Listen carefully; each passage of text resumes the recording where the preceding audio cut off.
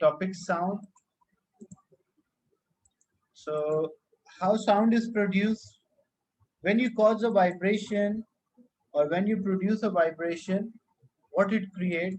It create a sound. So vibration of anything, you create a sound, but not all vibration can be detected by our ear. Our ear is sensitive to record the vibration from 20 hertz to 20,000 hertz. This is a range of a frequency which our ear can detect.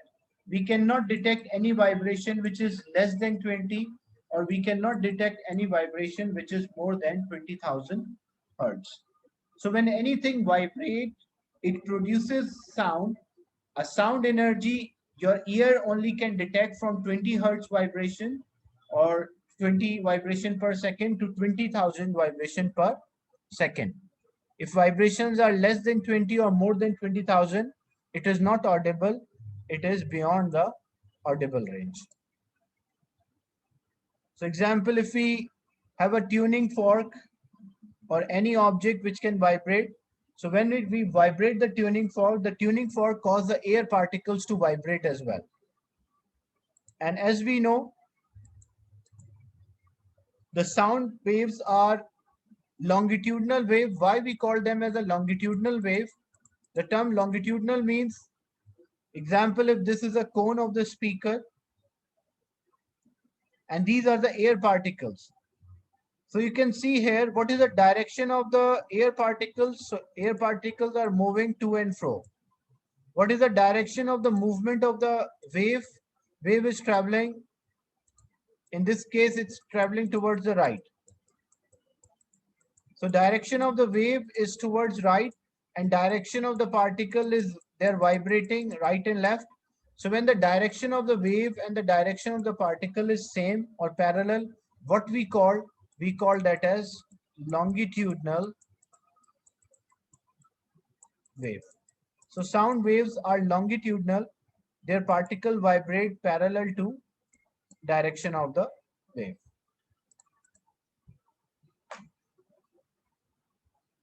What we call a region where the particles are very close to each other. This region you can see where the particles are tightly packed or close to each other.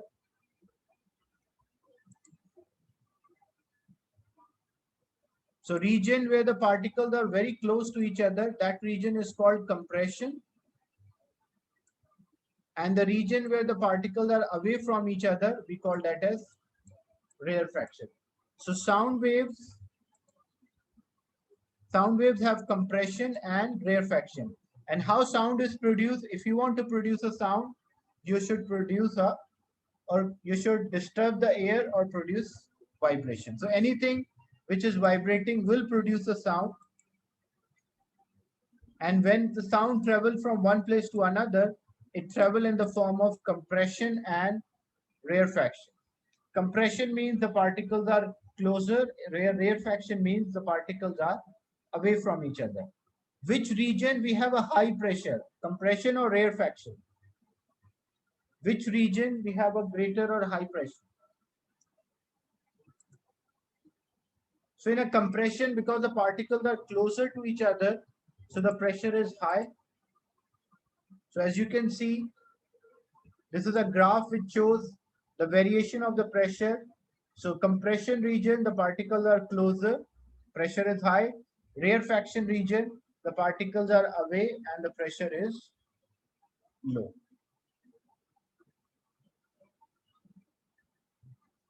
And why we call this as a longitudinal wave?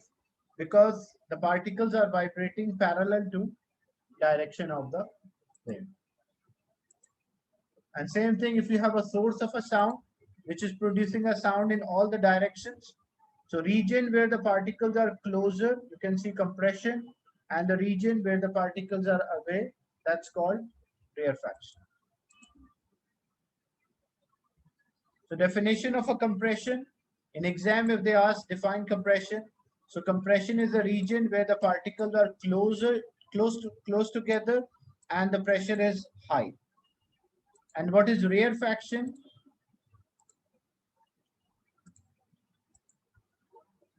Rarefaction is a region where the particles are further apart and the pressure is low. All the sound frequencies are not audible. We cannot hear all the sounds. The audible frequency for a normal human ear, it's from 20 hertz to 20,000 hertz. This is the audible range or a frequency which a normal human ear can detect. If the frequency of a sound is less than 20, if it is less than 20 hertz, we call that as infrasonic. And if it is more than 20,000 hertz, we call that as ultrasonic. So there are two sounds. Ultrasonic means more than 20,000 hertz. Infrasonic means less than 20 hertz. Any doubt till this point? So sound is the produced by vibration. It travels through a medium by compression and rarefaction. All the sounds are not audible because there is an audible range for the human ear, which is from 20 hertz to 20,000. So if frequency is 19 hertz, is it audible? Can we hear 19 hertz?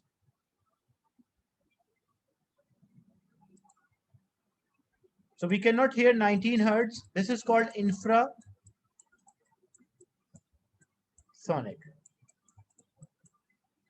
If it is 21,000 hertz, it's more than 20,000. What we call? We call that as ultrasonic.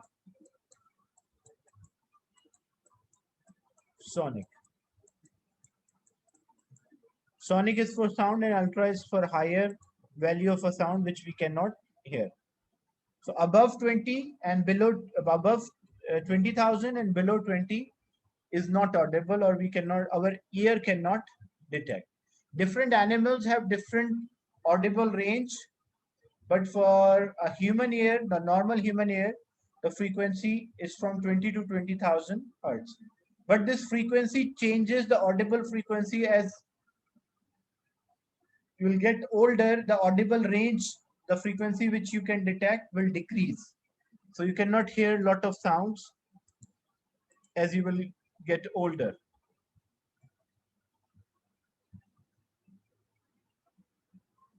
Sound required a material. Sound cannot travel through a vacuum. So example, if we have a container and this is a vibratory object, and we move this object to and fro, right and left. So what happened? The particles in the air,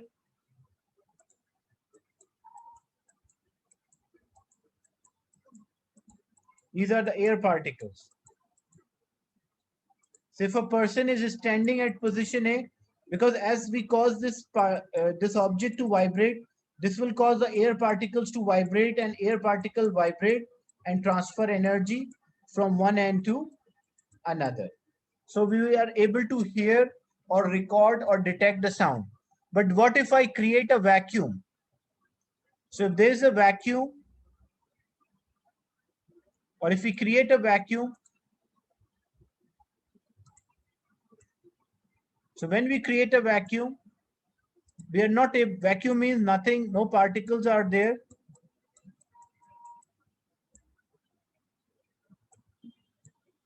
So as there are no particles, there is no transfer of energy or vibration. So it shows that sound cannot travel through vacuum. So a simple experiment, a bell jar experiment to show sound cannot travel through vacuum.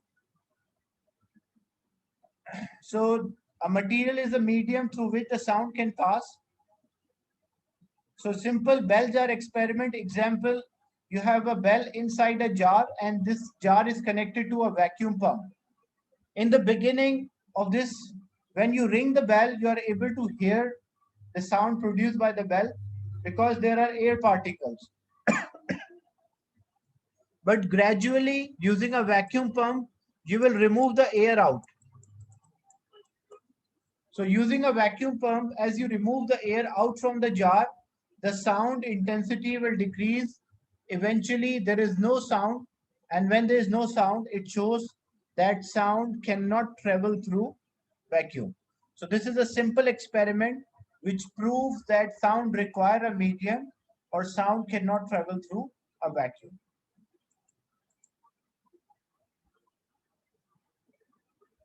If there is no air, it means there's a vacuum inside. Vacuum means no particles.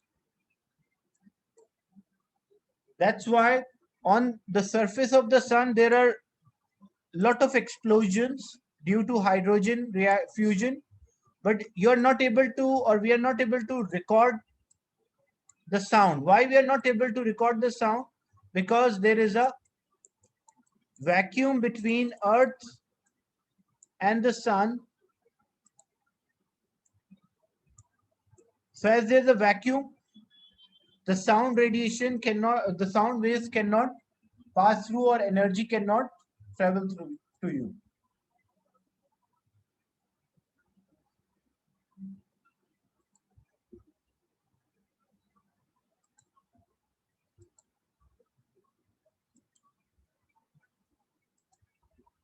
Is it clear?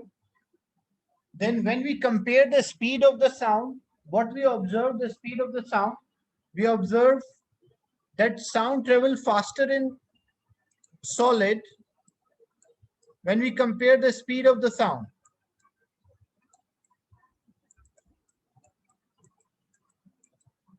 So what we observe it is faster in solid as compared to that in liquid, and in liquid it is faster than gas. What is the reason why in solid the sound travel faster?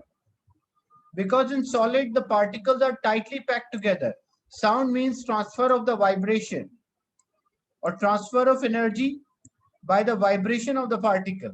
So in solid, the particles are tightly packed together. So if I disturb this first particle A, it causes the particle B to vibrate. This causes particle C, particle D, because the particles are very close to each other. So they can transfer the energy or vibration quickly. But in liquids, it can transfer in vibration, but it will take more time to transfer vibration because the particles are not directly in contact with each other. There's a small space between them. So when one particle take time to collide with another and transfer energy. But in gases, the particles are far away from each other. So that's why the speed of the sound is much smaller as compared to that in liquid or solid. So sound travel fastest in solid. The approximate speed is about 5,000 meter per second. In liquid is about 1,500 meter per second, and in gases it's only about 330 meter per second. So what is the reason why in solid the particles are tightly packed together, so sound will travel faster?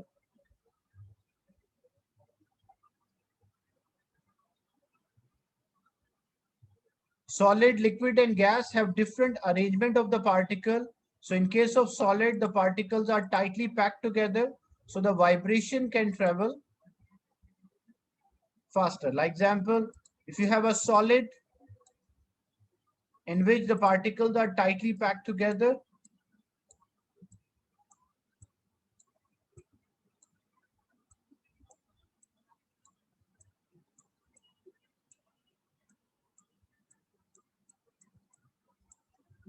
so if I disturb this particle, it will directly collide with the next particle and instantly it will transfer vibration.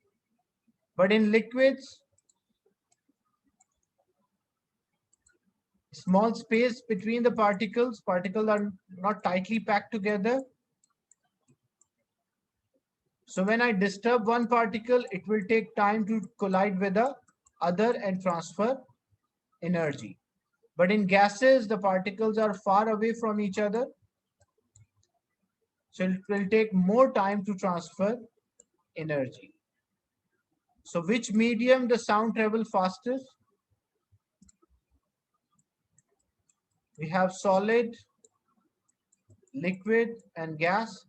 In solid, it travels the fastest because the particles are tightly packed together, and you have to learn these values for the speed. It's about 5,000, about, like, not all the solids have the same speed. It is about 5,000 meter per second. In liquid, it's about 1,500 meter per second, and in gases, it's about 330 meter per second.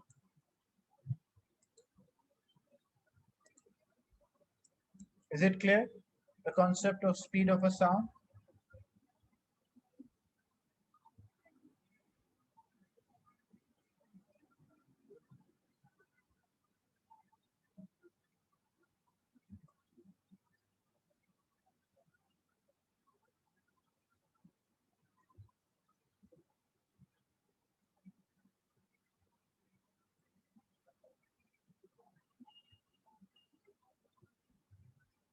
Any doubt in this?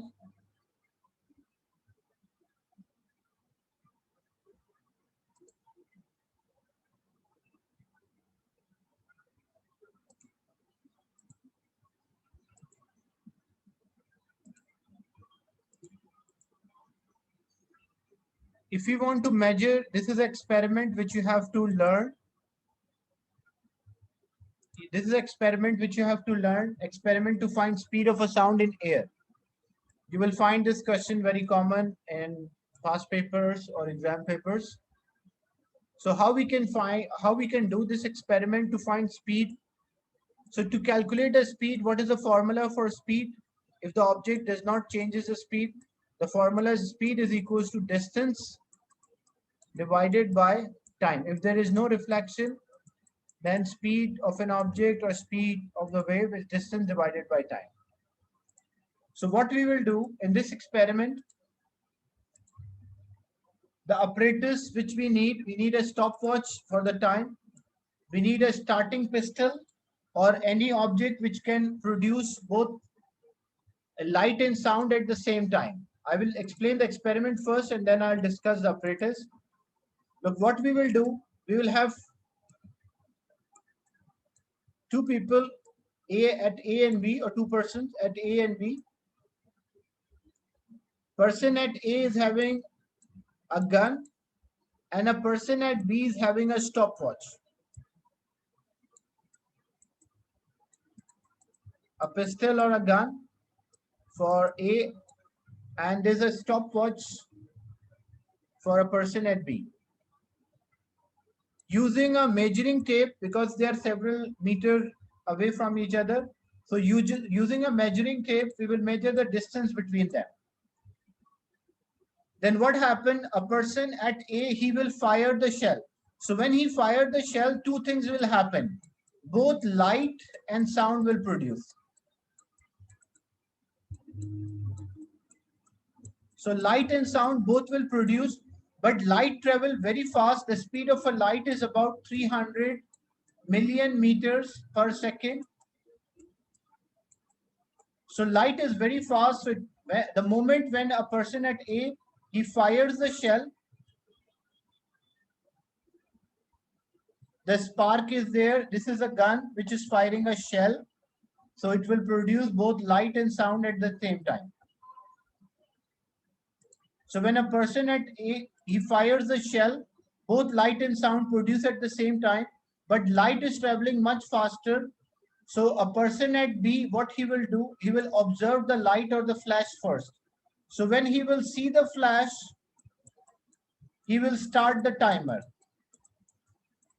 And then a sound is traveling, it's taking time to travel. When he will hear the bang, he will stop the timer.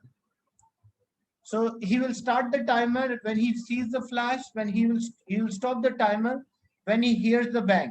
So that is the time taken by sound to travel from position A to position B. And to get the speed, speed is equals to distance divided by time. So we measure the distance between A and B. A person at A is having a pistol which can fire a shell, and a person at B is having a stopwatch. So when a person at A fires the shell, it will produce both light and sound at the same time.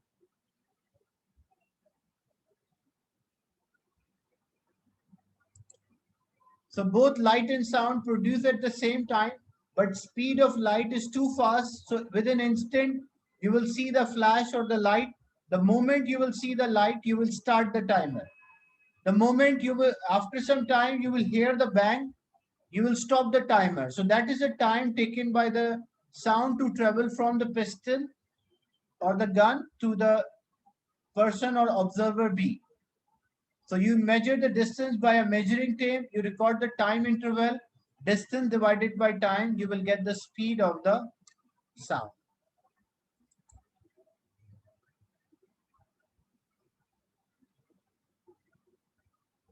He's firing a shell, not a bullet. So what you can do, apparatus which we need, a starting pistol, measuring tape, or turtle wheel you can also mention. So when he fires the shell, so both things will happen. The light, the moment he will see the flash or the light, he will start the timer. The moment he hears the bang, after some time, he will hear the bang, he will stop the timer. And the distance is known, distance divided by time, you will get the speed. Is it clear? Any doubt in this?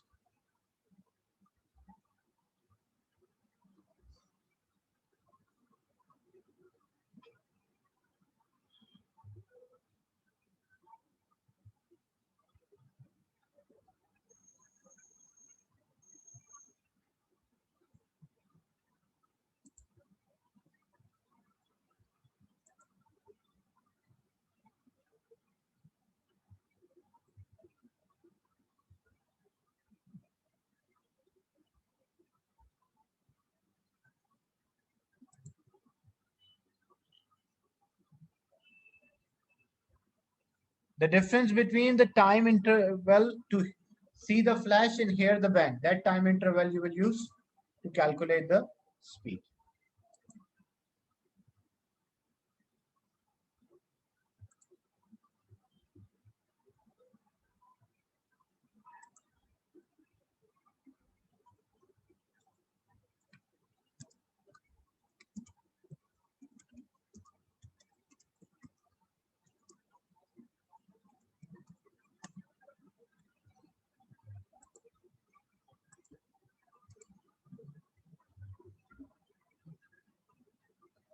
The term echo means the reflection of the sound. When the sound waves reflected or bounce back, we call that as echo. And it's very common